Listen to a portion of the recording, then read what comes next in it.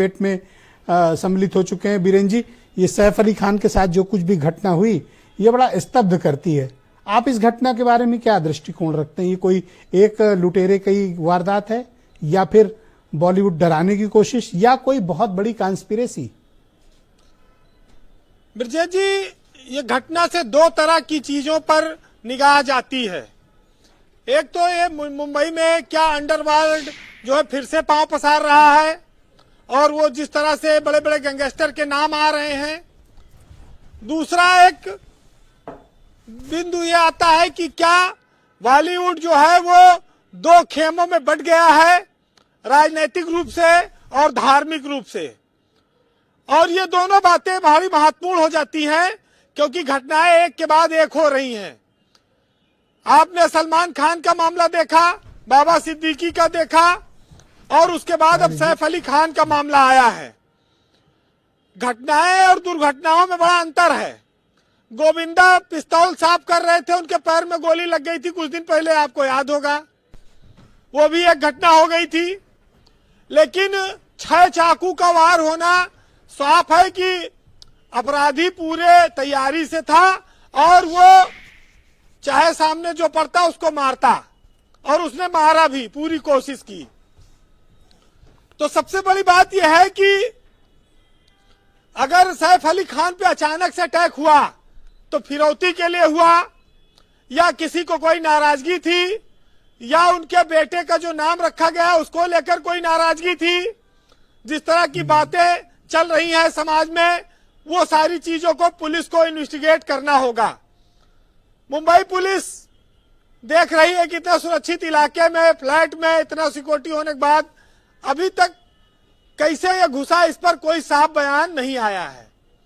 इस पर भी हम लोग इंतजार कर रहे हैं। लेकिन अगर असली अपराधी को तुरंत सजा नहीं मिलती है और इधर उधर गोलमोल चीजें होंगी तो इसका मतलब है कि आप अपने लिए एक और नए अपराध का इंतजार करिए, क्योंकि देर सवेर फिर वो नया कांड करेगा अगर सही आदमी पकड़ा नहीं जाएगा। तो बहुत साफ है ये सब मतलब। कोई आदमी चोरी के इरादे से घुसेगा तो इतना वार कर सकता है कि नहीं, वो कितना कमजोर है। सैफ अली खान कितने मजबूत है, जिम की हुई बॉडी बनाई हुई है, शरीर मजबूत है। फिल्मों में तो ये सब 10-20 से रोज लड़त मारा थे, गिरा देते हैं। लेकिन जब असली वाले से सामना हुआ, एक पतला सा दुबला सा नौजवान, उसने 6 चाकू मार दिया। तो ये देखिए रील और रियल लाइफ का कितना बड़ा अंतर देखने को मिला है। लेकिन उसके इतर ये सवाल है कि हम जिस सोसाइटी में हैं, माया नगरी, जहां लोग अपने ख्वाब पूरे करने जाते हैं, जहां रोजगार की तलाश में जाते हैं, जिस नगरी को कहा जाता है मुंबई कभी सोता नहीं है जी, वहां पर इतने बड़े बड़े सेलिब्रिटी लगातार किसी न किसी कारण से चर्चा में आ रहे हैं, अपराध की वजह से, कोई आपराधिक अटैक की वजह से।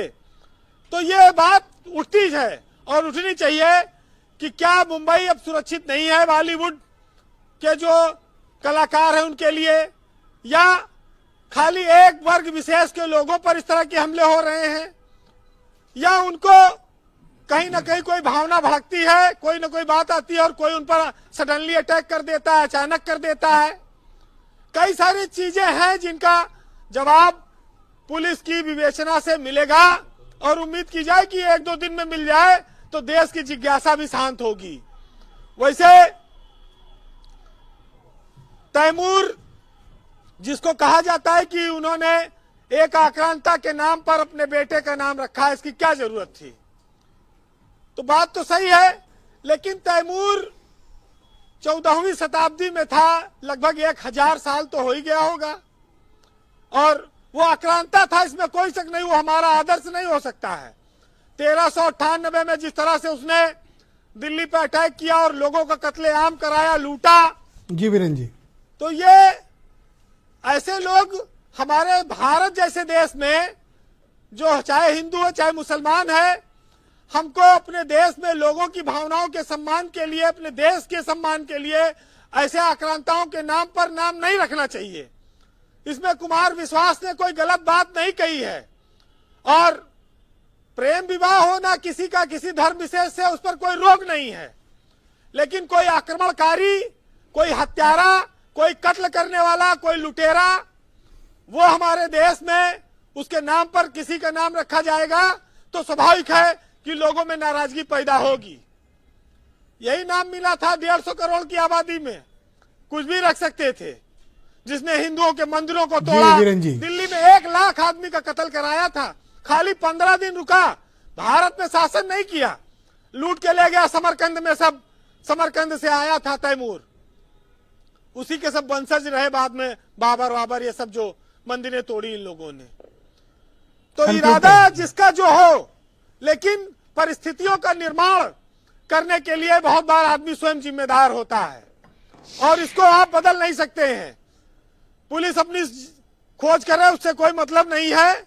लेकिन ब्रजेश जी 24 घंटा सिक्योरिटी और सीसीटीवी में रहने वाले लोगों के मामले में इतना रहस्य बना रहा है, ये बात समझ से परे है। इस पर भी सामने आनी चाहिए। हम गुलशन कुमार के उस 90 के दौर के हत्याकांड को भुलाकर आगे बढ़ चुके हैं। अब वो जमाना नहीं है बंबई में। लेकिन आप हैरत देखिए कि इतनी बड़ी सोसाइटी में करीना कपूर ने आधी रात में सैफ अली खान के लड़के इब्राहिम को बुलाया और उसको लेकर वो अस्पताल गई। कोई मदद को आगे नहीं आया, लोग जान नहीं पाए, क्या हुआ कुछ समझ में नहीं आई बात। इस पर भी बहुत स्पष्टता नहीं है। फिलहाल एक बात कहूंगा कि हर व्यक्ति को जीवन और मरण ऊपर वाले के हाथ में है, लेकिन जो सेलिब्रिटी है, जो विशेष लोग हैं, उनके मामले ज्यादा उठते हैं क्योंकि दुनिया का और देश का ध्यान इस पर जाता है। जी वीरेंद्र जी, बहुत लोगों पर हमले होते हैं इस देश में, लेकिन वो इतनी सुर्खियां नहीं पाते हैं। लेकिन ये चूंकि फिल्म स्टार है और फिल्म स्टार उनकी पत्नी भी है, करोड़ों दिलों की धड़कन है, तो भाई उनको लोग। और आज तो सुरेंद्र राजपूत का पूरा मामला ठीक हो गया है। फिलहाल सबका हाल एक एक कर ऐसे ही होगा अगर लोग नहीं चेतेंगे तो। सुनिएगा कि मेरे जैसा ही तेरा भी एक दिन ये हाल होगा और तू अमर नहीं है, तुझे भी ख्याल होगा। और बहुत गुरूर करता है ना तू अपनी काबिलियत पर, खाक में मिल जाने के बाद भी तुझे मलाल होगा। और तू ये मत समझ कि तेरी जिंदगी बेमिसाल है, जन्म लेने वाले का भी किसी न किसी दिन इंतकाल होगा।